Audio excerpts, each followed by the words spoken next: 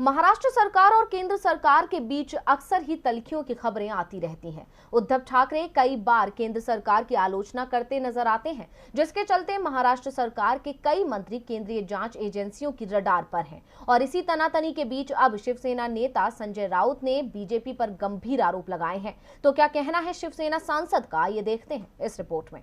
महाराष्ट्र सरकार और केंद्र सरकार इन दोनों आमने सामने हैं।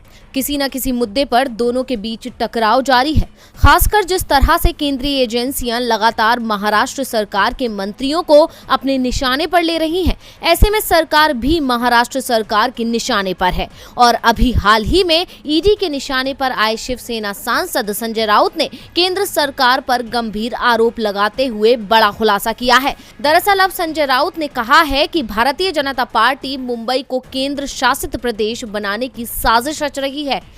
इतना ही नहीं, संजय राउत ने दावा किया कि मुंबई को केंद्र शासित प्रदेश बनाने के लिए केंद्रीय गृह मंत्रालय ने एक प्रेजेंटेशन भी दिया है। राउत ने कहा कि भाजपा के पूर्व सांसद किरीट सोमैया और पार्टी नेताओं, बिल्डर, व्यापारियों का एक समूह इस साजिश का हिस्सा है। मुंबई को केंद्र शासित प्रदेश बनाने संबंधी प्रस्तुति इस समूह द्वारा गृह मंत्रालय को दी गई है। बैठकें हुई हैं और इस कार्य के लिए एक निधि एकत्र की जा रही है। ये पिछले 2 महीनों से चल रहा है और मैं पूरी जवाबदेही के साथ ये बात कह रहा हूँ।